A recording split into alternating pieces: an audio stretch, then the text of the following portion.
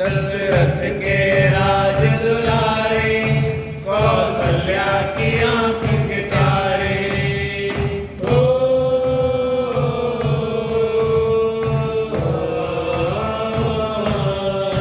दशरथ के राज दुलारे, कौसल्या की आंख के तारे। वे सूर्यवंश के सूरज, वे रघुकुल के उजियारे। रवि सेन दुर्वर बोले हो, रवि सेन दुर्वर बोले, अमृतमयी वाणी राम कहानी।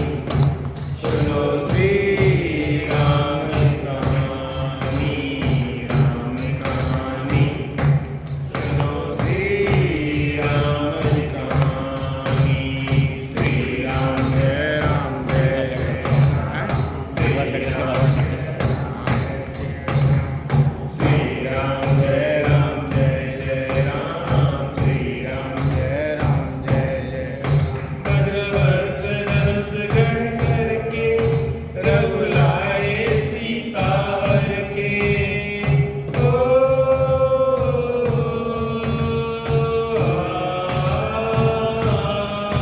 भद्रवर्ष दस गण करके, रघुलाए सीता वर के। घर जाई नाद दशानन करके, ले आया सीता हर के। ओ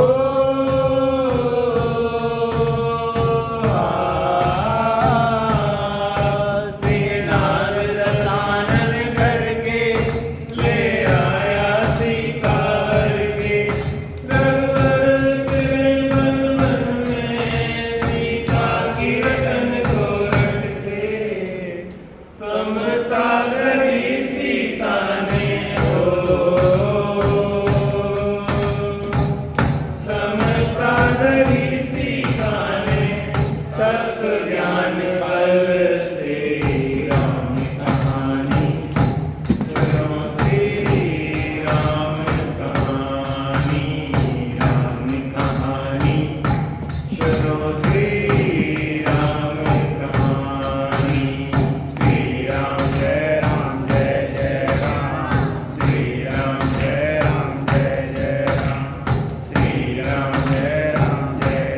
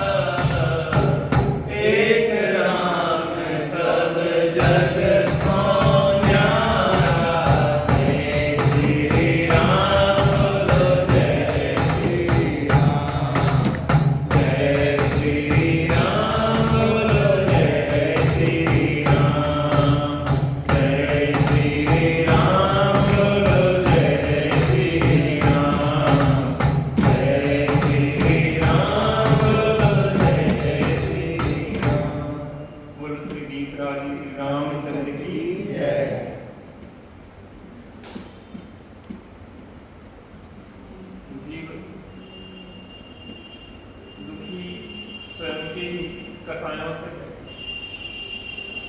तो दुख का कारण परद्रव्यों को जानता है। क्या आधी लाइन छोड़ दी। जीव दुखी तो स्वयं से स्वयं अपनी कसायों से, स्वयं से नहीं, स्वयं के आश्रय से सुख होता है।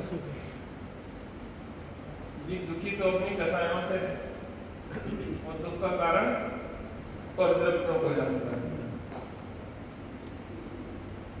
अपने जीवन में जो भी कष्ट है, अपन वर्तमान में सुखी है कि दुखी है? किसके कारण? टीवी भी यार किसके कारण दुखी है?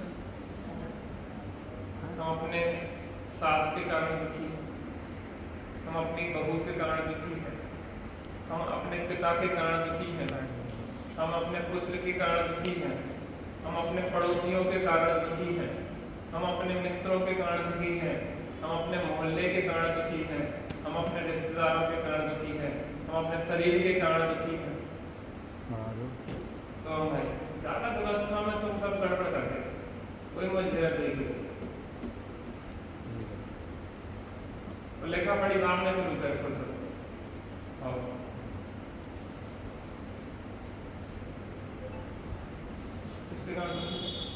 अपनी कसायों के कारण दुख का कारण किसको मानते? परद्रव्यों में कोई परद्रव्य किसी को दुखी कर सकता नहीं, किसी की ताकत है। अगर कोई परद्रव्य किसी को दुखी कर देता तो जितने उपसर्ग केवली हुए हैं आज तक एक भी ना हो।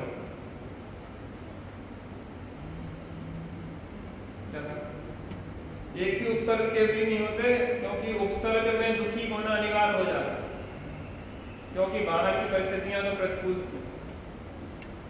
आपने एक दृश्य देखा होगा लोनावाला का, इसमें 7 लोग थे, 9 थे, एक परिवार के 7 थे शायद, और सेल्फी लेने के लिए गए थे नदी के थोड़े अंदर। किसके लिए सेल्फी ले रहे थे? दिखाने के लिए, दूसरों के लिए। सेल्फी तुम्हें क्या लेना? सेल्फ तुम सेल्फ हो। सेल्फी की जरूरत तो दूसरों के लिए, सेल्फ के लिए नहीं।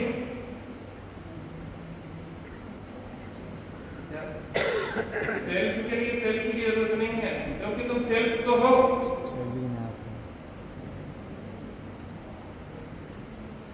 दूसरों के लिए सेल्फी लेने गए कि लोग देखेंगे कि ये वहां घूम के आए। और क्या हुआ, वहां पे बरसात हुई ऊपर और पानी का बहाव तेज हुआ, पूरे देश ने देख लिया। पहले कुछ लोग देखते हैं, पूरे देश ने देख लिया। अब देखो लोगों का कितना मनोरंजन हो गया। तुमने अच्छा मनोरंजन करवा दिया, लेकिन तुम्हारी जान चली गई। तुमने अपनी जान दे के दूसरों का मनोरंजन करवाया। इससे ज्यादा क्या हो सकता? एक नहीं, आजकल अनेकों घटनाएं ये घट रही। नाव में ले रहे थे सेल्फी, और नाव में तिरछी हुई और नाव पलट गई, हो गई सेल्फी। नदी के किनारे ले रहे थे और थोड़ा पाँव नीचे गिरा तो नीचे हो गई सेल्फी। ट्रेन के बहुत केस आते हैं, ट्रेन में ले रहे हैं, स्टंट, क्या कहते हैं, स्टंट दिखा रहे थे और दिख गया स्टंट पर लोग चले गए। हम कब तक दूसरों के लिए जीते रहेंगे? ये हमें बहुत चाहते थे, लेकिन जो ज़्यादा चाहने वाले भी परेशान ज़्यादा करते, क्योंकि राग आग है। तो हमसे थोड़ी दूर बैठो तो ज़्यादा अच्छा, इतने भी नज़दीक नहीं हो जा।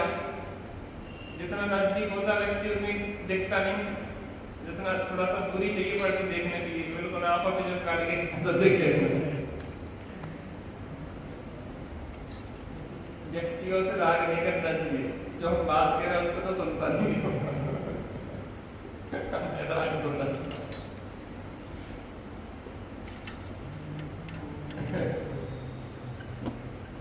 दूसरों के लिए जी रहे, कब तक जीते रहेंगे इन पागलों की दुनिया के लिए? एक ना एक दिन तो अपने लिए जीना शुरू करना पड़ेगा। हमारा जीना भी दूसरों के लिए, हमारा मरना भी दूसरों के लिए। क्या है? दूसरों के लिए। एक व्यक्ति मर गया,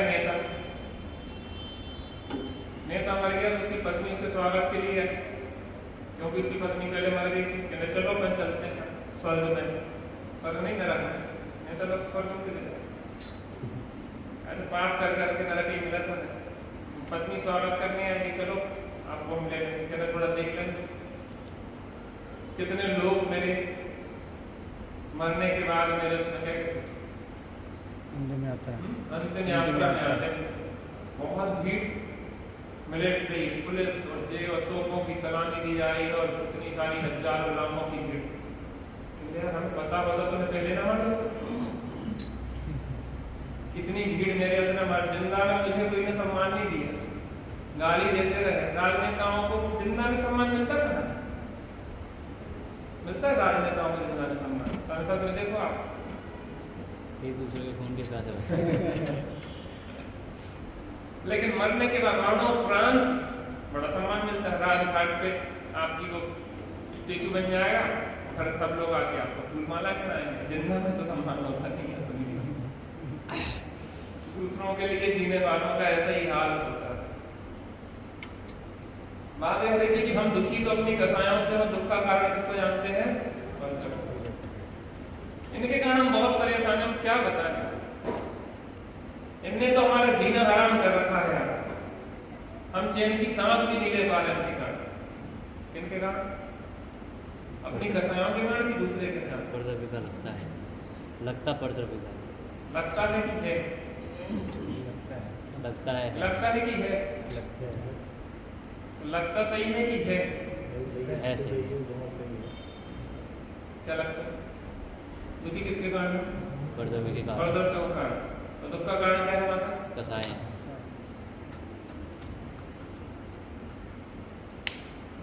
नारद जी दुखी किसके कारण थे? सीता के कारण। अपनी कसायों के कारण। सीता के कारण दुखी थे ना। सीता ने अपमान करके, मुझे समझ नहीं है कि अपमान कहाँ किया सीता ने। सीता तो मैं जानती नहीं थी कौन हो। सीता नहीं जानती थी कि तुम कौन हो, और अचानक कहां से आ गए। पहले तो अनैतिक था, बिना पूछे किसी स्त्री के कक्ष में प्रवेश करना जगह की नैतिकता है। और आप जैसे पुरुष, इसको श्रेष्ठ पुरुष सम्मानी है, तो सम्मानी लोगों को अपना सम्मान रखना चाहिए कि नहीं रखना चाहिए? बड़े लोग जब बच्चों से मुंह लगने लगते हैं तो फिर बच्चे भी तू में करने लग जाते हैं। इसलिए बड़ों की अच्छा इसमें है कि बच्चों से कम मुंह लगे। ज्यादा लड़ियां है ना, एक अनुशासन बना के रखें, अंदर में प्रेम खूब रखे, लेकिन मुंह नहीं लगाए। और मुंह लगाया तो फिर आपकी बात में वैसी मन लग जाएंगे।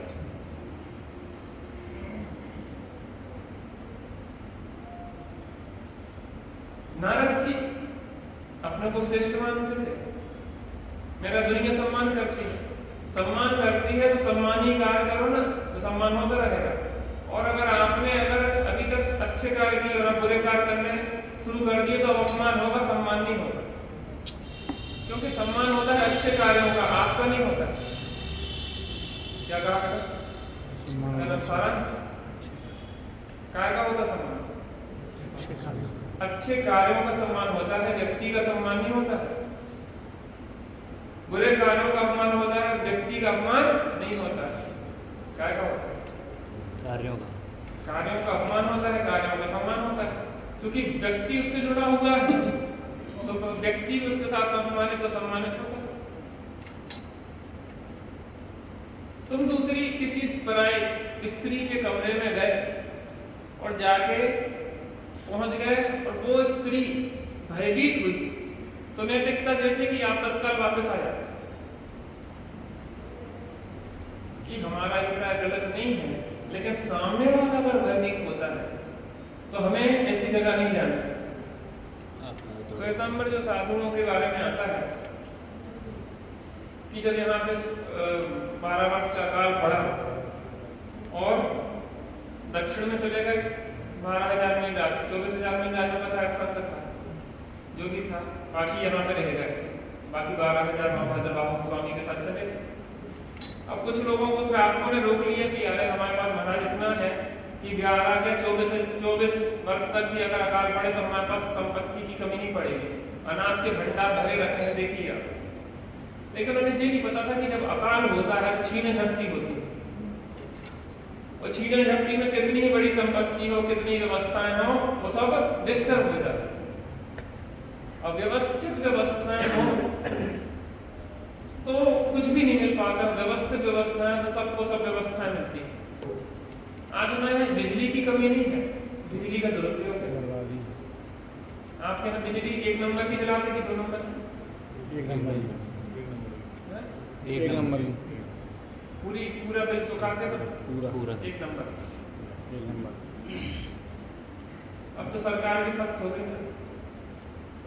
नहीं तो क्या करते थे व्यक्ति, बड़े पंडित साहब गए, कल पंडित साहब डायरेक्ट चल रही है ना, तो डायरेक्ट है ना, चले नरक में बहुत भी डायरेक्ट ही मिलेगा, डायरेक्ट। भाई साहब थोड़ा सा यार इतना प्रेम ना, इतने भी पास नहीं आओ कि दूर होना मुश्किल हो, आओ थोड़ी सी दूरी में।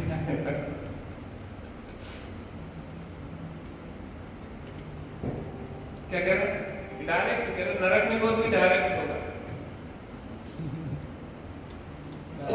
तो स्त्री के कमरे में बिना पूछे गए, वो भयभीत थी तो आपको बात बताना चाहिए था, लेकिन तुम उसके पीछे चले गए। मैं भद्रबाहु स्वामी के काल की बात कर रहा था, तो कुछ लोग यहाँ रुक गए तो व्यवस्थाएं धीरे धीरे बिगड़ती गई तो धीरे धीरे एक एक करके में कितने में होते उपकरण श्वेतांबर 14 होते वे लेते गए। नहीं कि अब दिन में तो समस्या है, दिन में आने तो लोग पीछे लग जाते हैं, अब रात में आया किसी के भी घर में घुस गए, अकेली स्त्री वो भयभीत हो गई, उसका गर्भपात वगैरह होते क्या होगा। मतलब ये है कि आपको नैतिकता का भी ज्ञान होना चाहिए, आपको लोक नीति का भी ज्ञान होना चाहिए। वक्ता के लक्षण बताया है, प्राज्ञा प्राप्त समस्त शास्त्र हृदय प्रज्ञप्त लोकस्थिति, लोक की स्थिति का भी ज्ञाता होना चाहिए वक्ता को। कुछ भी लई जी को तरुआ से मार दे, आपकी एक बात से व्यक्ति के जीवन में कितनी बड़ी कठिनाई आ सकती है आपको पता नहीं है। किसी ने अपना समझ के आपको कोई बात बता दी, क्लोज बात, क्योंकि आप तो समझ रहे हैं कि ये धर्मात्मा है, ये अपनी समस्या है, आपने उनसे शेयर कर ली कि समाधान मिल जाएगा, लेकिन उन्होंने सबके सामने आपकी बात कह दी। अब आपके लिए क्या होगा? अच्छाइयां बुराइयां तो सबके जीवन में, अच्छाइयां बुराइयां तो सबके जीवन में है ना। और आपने अपनी बात अपना समझ के कोई बात कह दी है और सामने वाले ने सबके सामने वो आपकी बात कह दी, अब आपका क्या होगा फिर? कुछ भी स्थिति बन सकती है भाई साहब। उसको लोक स्थिति का भी ज्ञाता होना चाहिए कि लोक की स्थिति क्या है, द्रव्य क्षेत्र काल भाव क्या है, समाज की स्थितियां क्या है। ये कोई ऐसी वैसी बात नहीं कि गणधर देव की गलती है, इसकी मर्यादाओं का पालन करना बहुत बड़ी रिस्पॉन्सिबिलिटी है आपकी। भगवान महावीर स्वामी की एजेंसी लेके बैठे हैं आप, आपको कुछ भी गड़बड़ करने से भगवान महावीर स्वामी बदनाम होते हैं। लोक स्थिति एक धर्म परीक्षा नाम का ग्रंथ है, उसमें पंचमुष्टि न्याय की कथा है। यद्यपि बात सत्य है, लेकिन जिस लोक में जिस जगह पे उस चीज के परिचय ज्ञाता नहीं है, उस जगह पे बात नहीं कहना चाहिए। तो वहां पे एक क्षेत्र में कोई व्यक्ति गया कि जहां पे काली मिर्च बहुत कम मात्रा में होती थी, यानी कि हमारे देश में तो काली मिर्च के ढेर लगे रहते, कल हो ही नहीं सकते, झूठ बोल रहा है। तो वहां पे सजा सुनाई गई, राजा के पास ले गए कि ये बहुत झूठा है। तो राजा ने कहा 5 भूसे लगाए थे, 5 मुष्टि में 5 मुक्के खा के आया। वहां पे जहां पे काली मिर्च नहीं होती थी ज्यादा, वहां बहुत रत्नों के ढेर लगे रहते थे। दूसरे क्षेत्र में क्या कह रहे, हमने वहां देखा वहां रत्नों के ढेर लगे रहते ऐसे बोरा भर। कल यार ये झूठ बोलता है। राजा के पास ले गए, कहने इसको 5 मुष्टि न्याय, 5 भूसे लगाए गए। बात सही कह रहा था कि गलत कह रहा था? सही कह रहा था, लेकिन गलत क्षेत्र में कह रहा था। उस क्षेत्र में वो चीज प्रचलन में नहीं है। खेकड़ा तरफ, दिल्ली तरफ लड़के लड़की को लोढ़ा लोढ़िया बोलते, क्या बोलते? खेकड़ा तरफ लड़के लड़की को क्या बोलते? लड़के को बोलते लोढ़ा, लड़की को क्या बोलते? लोंढिया। तो हमारे विनोद जी भाई साहब रामायण है, लोंढा लोंढिया बोलने लगे तो बड़े पंडित साहब ने कहा कि इसे बोलना नहीं थूक जाओ।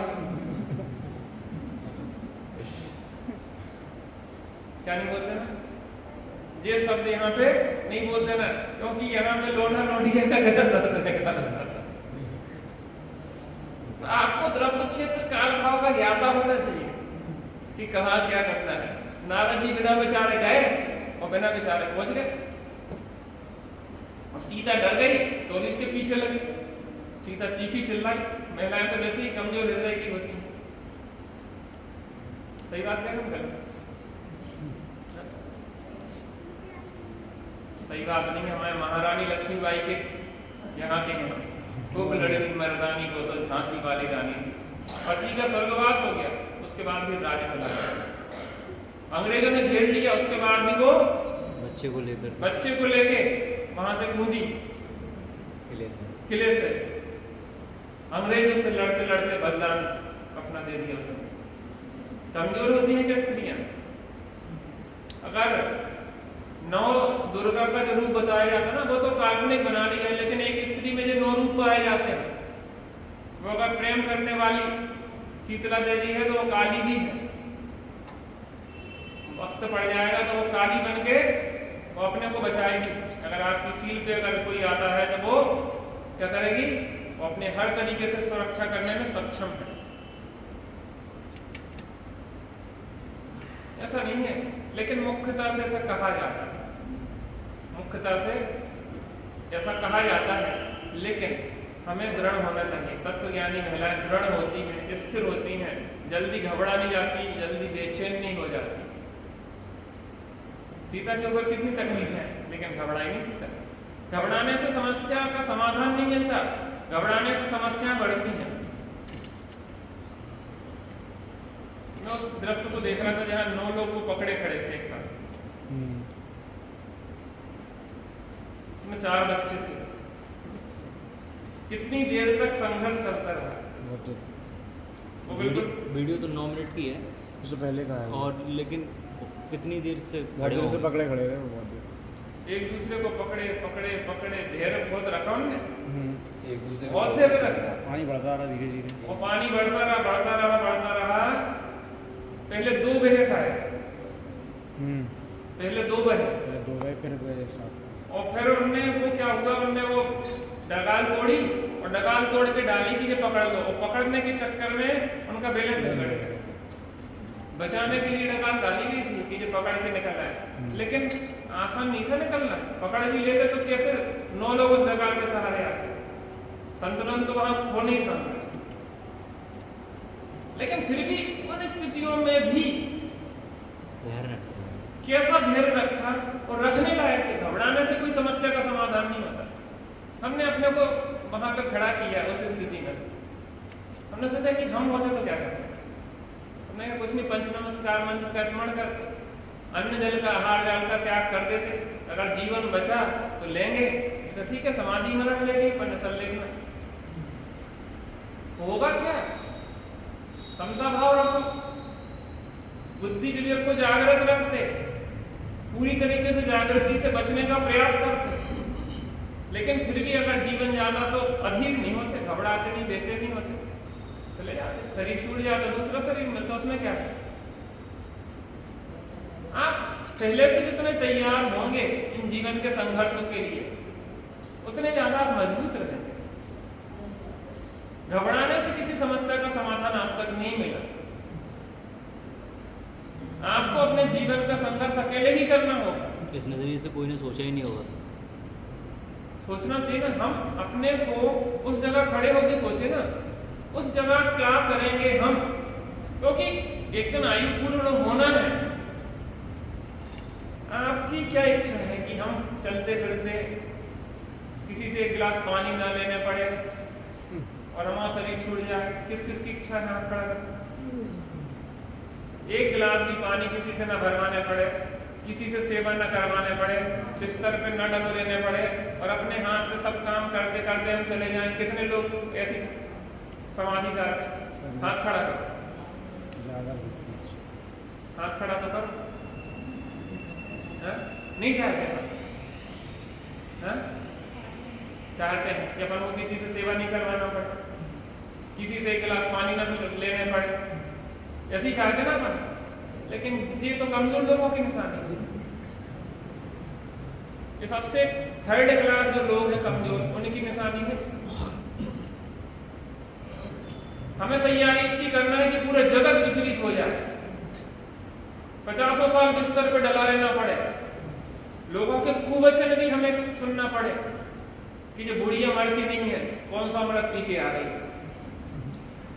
जो बुढ़ा मरते नहीं है, कब तक इसको झेलना पड़ेगा, आकर भगवान कब सुनेगा इसकी।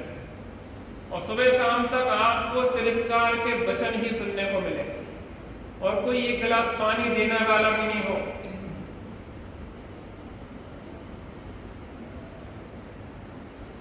और शरीर में अनेकों प्रकार के रोग हों कि आप हिल ना पाओ, शरीर सड़ रहा हो ऊपर से नीचे तक,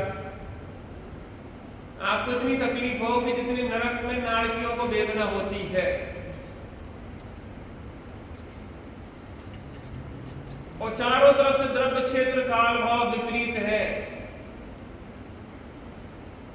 आप रोड पे डले हो, घर से निकाल के रोड पे फेंक दिया गया है और चिलचिलाती 50 डिग्री टेम्परेचर की धूप में आप ऐसी स्थिति में डले हो, कंठ पानी से सूख रहा हो, कोई दिलासा की वचन ना देने वाला हो बल्कि तुम्हारा तिरस्कार करने वाला हो।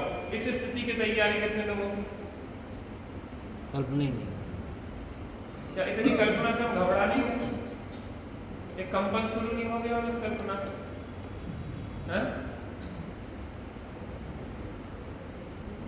सिपाही इसकी ट्रेनिंग लेता है, एक भी युद्ध नहीं होगा, कोई लड़ाई नहीं होगा, अपने फ्री में पैसा मिलते रहेंगे और रिटायर हो जाएंगे और अपने घरे आराम करेंगे। ऐसी सोचा चाहिए ना सिपाही।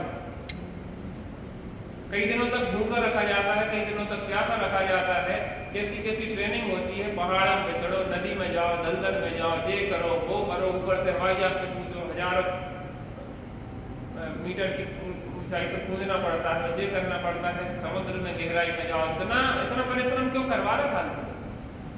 क्योंकि ऐसी परिस्थिति बन सकती है, तुम क्या करोगे? अगर पानी नहीं मिलेगा, उस सब तुम फंस गए कहीं ऐसी जगह फंस गए कि 4 दिन पानी नहीं मिला, सप्ताह भर पानी नहीं मिला, भोजन नहीं मिला, तो तुम ढेर खोदोगे क्या? शरीर गोलियों से छलनी हो रहा है, फिर भी कमजोरी नहीं आना चाहिए कि आप अपनी गुप्त बातें दूसरे देश के व्यक्ति को बता दें। वो आपके एक एक अंग काट के फेंक रहा होता है ना, जो दूसरे देश के सेना के हाथ लग जाते हैं उनकी यही दशा होती है, एक अंग काट के फेंका जाता है, उंगली काट दी, हाथ काट दिया, ये काट दिया, वो काट दिया, ये कर दिया, टुकड़े कर करके मारेंगे।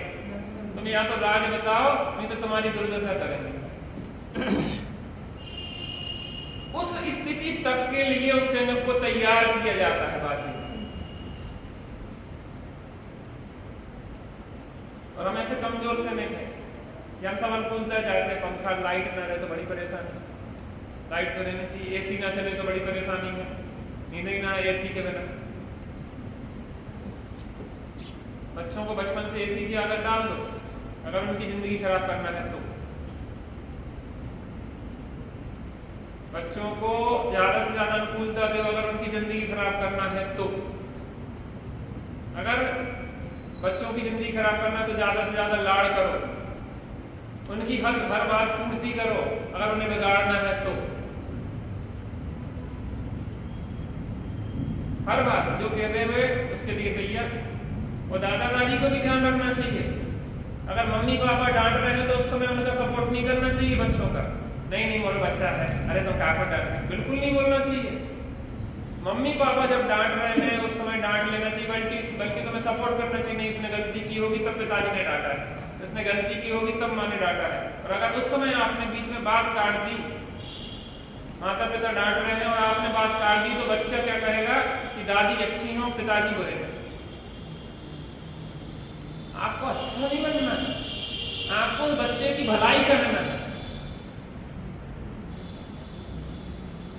दादी दादा का लाड़ अलग चीज है, लेकिन बच्चे का जीवन खराब नहीं करना है। आप व्यर्थ में बीच में टोक देते हैं, नहीं नहीं भैया मम्मी तो गंदी है, वो तो डांटती है, आजा मेरे साथ। बोलना नहीं है उसके बाद बच्चा से हमारे, आपने उसका जीवन खराब कर दिया, बच्चे जीवन खराब कर दिया। नहीं, गलती पे डांटना होगा, दंडित करना होगा। बेटा गलती करोगे तो हम तुम्हारा सपोर्ट नहीं करेंगे, दादा दादी का लाड़ अलग जगह है, लेकिन गलत बात में हम किसी प्रकार से सपोर्ट नहीं करेंगे। मम्मी डांट रही है, सही बात के लिए डांट रही है, मोबाइल नहीं मिलेगा, नहीं दादी कहेगी ले मेरा मोबाइल ले जा, तो क्या को रोला है, रो ले दो ना, एक दिन रोलेगा तो आदत तो खराब नहीं होगी। वो रोज है तो रोज रोएगा, फिर वो तो बिना मोबाइल की रोटी नहीं खाता है, तो कितने दिन नहीं खाएगा। अब उससे कह दे कि अब मोबाइल भी नहीं खाएगा तो खिलाएंगे नहीं तो भूखे मर जा। जब तेरे को भूख लगे है तो आ जाना, और तेरे को बिना मोबाइल के ही खाना पड़ेगी। आज पढ़ाना सिखाना पड़ेगा, बड़े में तो वो सुधरने वाला नहीं है। आज 8 वर्ष तक ताड़ना दी जाती है, 8 वर्ष तक ताड़ना दी जाती, पिटाई लगाई जाती है बच्चों की अच्छी तरीके से। स्कूलों में जब से डंडा शिक्षकों का छीन लिया गया है, हमारे यहाँ क्रिमिनल बच्चे होने लगे, आतंकवाद व्यभिचारी होने लगे, पता है आपको?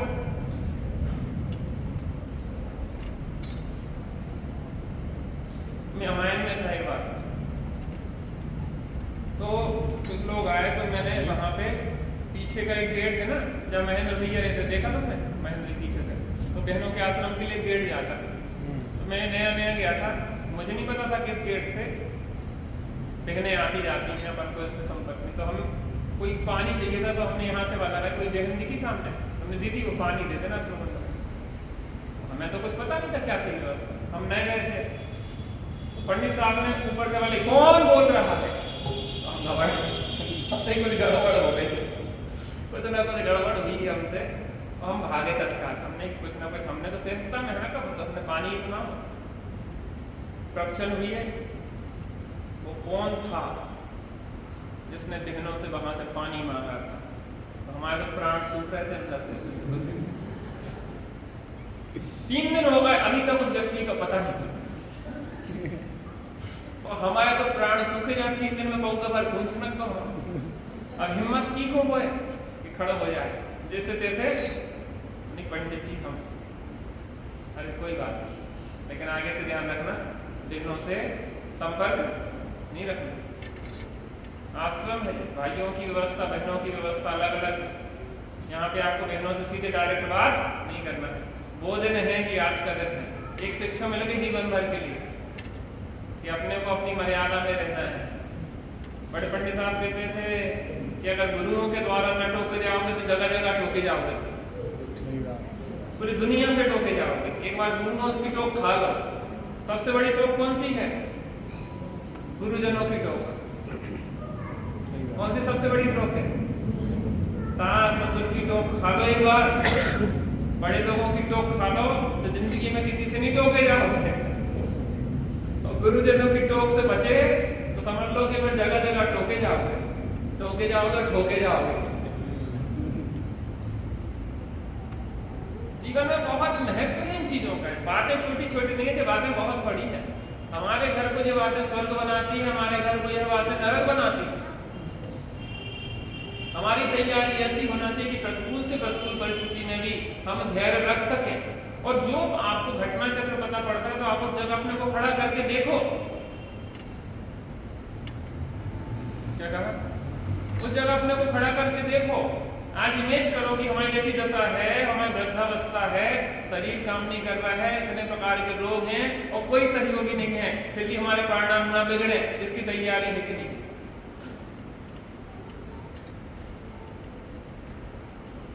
सारा ही संसार करे यदि मुझसे दुर्व्यवहार, सारा ही संसार करे यदि मुझसे दुर्व्यवहार, तो जाए पहाड़ मुझे है स्वामी उस बल की दरकार, मुझे है स्वामी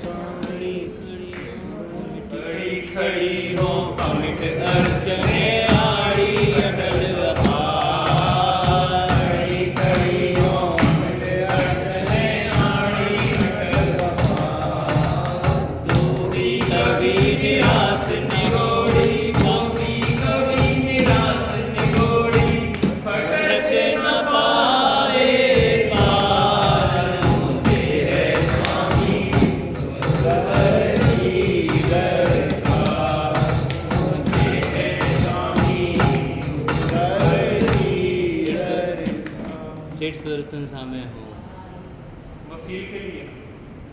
सिद्धार्थ। मैं कभी इस बारे में विचार करता हूँ, जब बहनों के साथ बलात्कार होता है, हाथ पैर बांध लिए जाते हैं, मुंह बांध लिया जाता है और जबरदस्ती जब उस समय की जाती है उस स्त्री के साथ, सोचो कि उसकी क्या दशा होती है। चार चार हैवान लोग उसके ऊपर झपट रहे हैं राक्षसों जैसे, वो स्त्री किस तरीके से उसकी अंतर दशा होती होगी, कैसे परिणाम होते होंगे, क्या क्या होते होंगे, आप सोचो ना। देखिए किस स्थिति होगी। मैं तो इन बातों का इमेज करता हूँ कि आदमी क्या करता है, कितना क्रूर हो जाता है, कितना कठोर हो जाता है, एक कोमल जीव के लिए कितने हैवान बन के करते हैं। जगह जगह आप हर पॉइंट पे विचार करो, क्या क्या परिस्थिति बन सकती है और उन परिस्थिति में आप कैसे दृढ़ रहेंगे, इसके लिए बिल्कुल तैयारी होना चाहिए जवान की तरह। यही तो साधना है, यही साधना है। जो भी स्थिति बनेगी हम दृढ़ता से रहेंगे, हम घबराएंगे नहीं, हम विचलित नहीं होंगे, हम परिणाम बिगड़ने नहीं देंगे, क्योंकि परिणाम बिगड़ते हैं तो गति बिगड़ती है। क्या होता है? परिणाम बिगड़ने से गति बिगड़ती है। तो वर्तमान में दुखी हो, भविष्य में दुखी, जो उदय आया है उसको समता से सहन करो।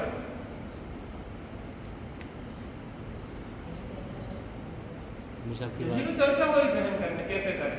जैसे राम ने सहन किया, जैसे सीता ने सहन किए, जैसे लक्ष्मण ने सहन किया। असस पे बांधे हुए कर्म रोते रोते जो भी स्थिति बनी सहज रहे, सहज रहे ना। बने की कथा को देख रहे हैं वहां पे, कैसे सहज रहा जाता है, ये सूत्र यहाँ पे दिए जाते हैं।